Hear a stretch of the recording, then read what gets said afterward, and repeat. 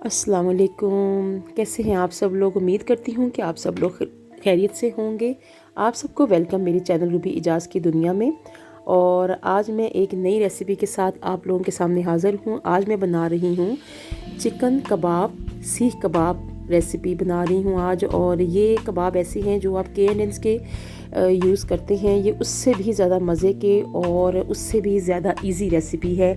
और ये ऐसी रेसिपी है कि जिसको आप बना के और 1 से 2 माह के लिए फ्रीज़ कर सकते हैं। जब आपके गेस्ट आएँ, जब आपके बच्चों को कोई फ़ास्ट फूड खाना है, उनका दिल कर रहा है कोई रोल पराठा खाने को या मतलब कुछ भी, तो आप उसको आराम से फ्राई करें। और हम इसको हाफ़ कुक करके फ्रीज़ करेंगे, अभी मैं आपको दिखाती हूँ। तो तमाम स्टेप्स को गौर से देखिएगा, कोई भी जो है वो वीडियो मिस नहीं कीजिएगा, कोई स्टेप मिस नहीं कीजिएगा, अदरवाइज़ आपको समझ नहीं आएगी। इसका एक एक स्टेप जो है वो देखने वाला है और बहुत इजी है, बट ये कि जब आप देखेंगे तो ही समझ आएगी। वीडियो को स्किप मत कीजिएगा और पूरी वीडियो को गौर से देखिएगा। यहाँ पे मैंने बोनलेस चिकन लिया है 2 केजी, क्योंकि मैं ज़्यादा मिकदार में बना रही हूँ। 2 से 2.5 केजी ये बोनलेस चिकन है और उसको मैंने इस तरह से छोटे छोटे पीसेस में काट लिया है।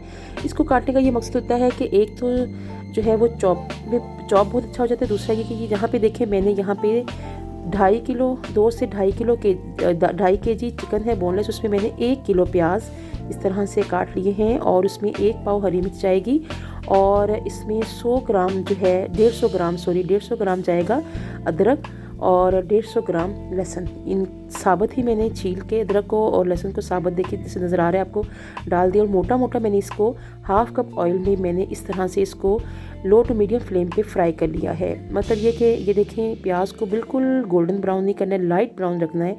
उसी में जब तक प्याज होगा तमाम चीज़ों को अपनी इकट्ठी कढ़ाई में डाल देना है। ये नहीं कि स्टेप बाय स्टेप करना है और उसको अपने ऐसे हल्के हल्के हाथों से चम्मच हिलाते जाना है। इससे ये क्या होगा कि जो प्याज है उसका पानी ड्राई हो जाएगा और तमाम चीज़ें जो है वो फ्राई हो जाएंगी। बस चैनल पे अभी तक मेरे चैनल को सब्सक्राइब नहीं किया है तो आप सबसे रिक्वेस्ट है कि मेरे चैनल को सब्सक्राइब करें। आप लोग मुझे सब्सक्राइब करें, सपोर्ट करें, तो मैं अपनी वीडियोस को इससे भी ज़्यादा अच्छे से आपके सामने लेके आऊँगी।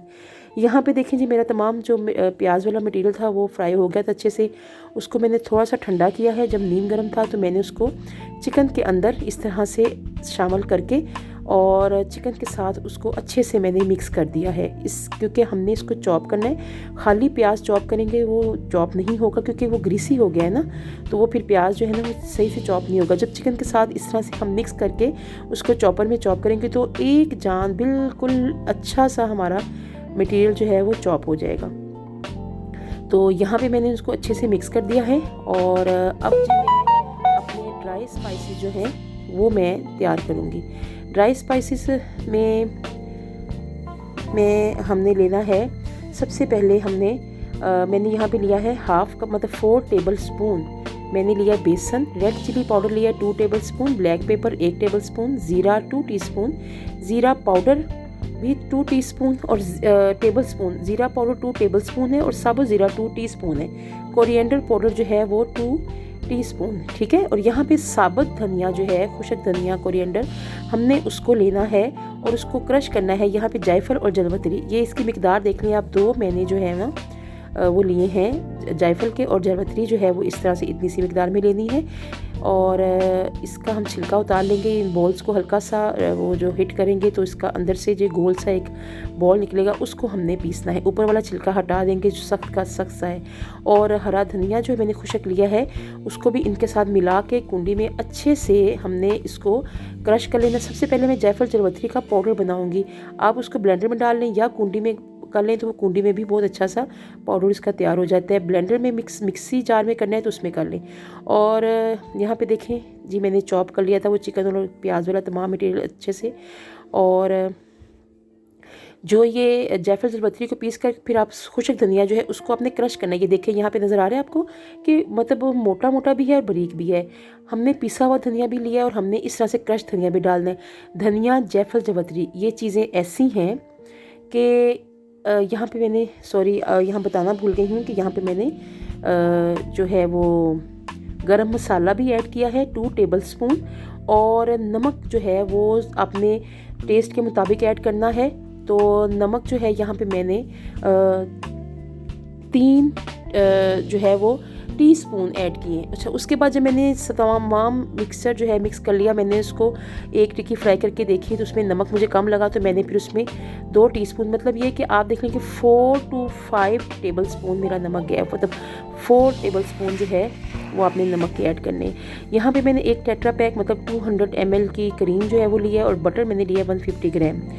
ठीक है, बटर जो है वो बाज़ार का ही मैंने यूज़ किया है, आपके पास घर का है तो हाफ़ कप जो है वो आपने बटर का ऐड करना है इतनी मिकदार में। अच्छा, मैंने चिकन लिया है 2 से 2.5 kg। आपने अगर चिकन कम लेना है तो इन्हीं इंग्रेडिएंट्स को आपने उसी हिसाब से उनकी रेशो कम कर देनी है। तमाम जो इंग्रेडिएंट्स हैं उनको अच्छे से कीमे में हाथ पे ग्लव्स करके या अच्छे से हैंड वॉश करके आपने हाथों के साथ उसको, उसकी जो हाथों की हथेलियाँ हैं, मसल के आपने तमाम मिक्सचर जो है वो कर लेना। अब अभी ये मिक्सचर बड़ा चिपचिपा सा आपके हाथों को चिपकेगा, मतलब अच्छे से आपके कोई शेप नहीं बनेगी। देखिए यहाँ पे मैंने तवे पे बनाई है जो 2 टिक्कियाँ, नमक चेक करने के लिए, उसकी कोई शेप नहीं आई, लेकिन जस्ट एक टेस्ट करना था, तमाम स्पाइसेस चेक करने थे कि ठीक है उनके, तो बस नमक कम था, बाकी अल्हम्दुलिल्लाह बहुत अच्छा टेस्ट बन गया था।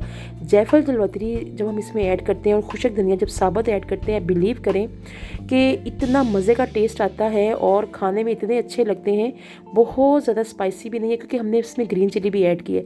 तो बस यही इसमें इंग्रेडिएंट्स जाएंगे, इसमें कुटी लाल मिर्च नहीं जाएगी, पिसी हुई लाल मिर्च जाएगी, ग्रीन चिलीज जाएंगी, काली मिर्च जाएगी। ठीक है, तो उसी में ही इसका स्पाइस हो जाएगा पूरा। बहुत ज़्यादा आपने स्पाइसी नहीं करना है, इससे क्या होगा कि आपको लगेगा हम मिर्चें खा रहे हैं, हम कबाब नहीं खा रहे। इसमें तमाम जब स्पाइस कम होगा तो इसमें तमाम जो चीज़ें हैं उनका फ्लेवर अच्छे से आएगा।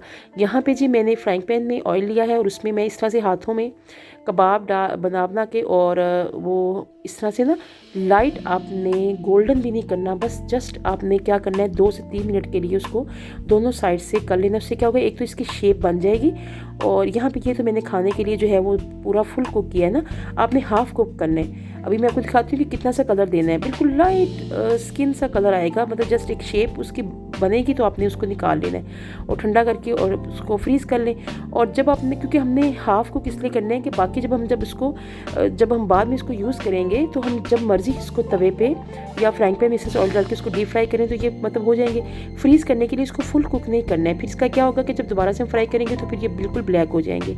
अच्छा, मटेरियल जब तैयार हो जाएगा तो आपने क्या करना है, उसको आपने किसी स्टील या सिल्वर के बाउल में डाल के, क्योंकि वो जल्दी से ठंडा हो जाता है, प्लास्टिक में भी डाल सकते हैं, तो उसको आपने 1 से 2 घंटे के लिए फ्रीज़र में रखना है। यहाँ पे ये देखें, ये कबाब देखें कितना सॉफ्ट और कितनी उसमें लचक है। इससे क्या ज़ाहिर होता है कि ये बहुत अच्छे बने, इनका मटेरियल, इनकी मतलब बहुत अच्छे बने इसमें। तो आपने, मैं अभी बताई थी आपको कि आपने जब तमाम चीज़ें मिक्स कर लेनी है तो फिर आपने उसको फ्रीज़र में रखना है, फिर आप जब निकाल के उसको फ्राई करेंगे तो बहुत अच्छी सी शेप बन जाएगी। चैनल को सब्सक्राइब कीजिएगा, मेरी वीडियो पसंद आए तो लाइक और शेयर कीजिएगा। मिलते हैं नेक्स्ट वीडियो में। अल्लाह हाफिज़।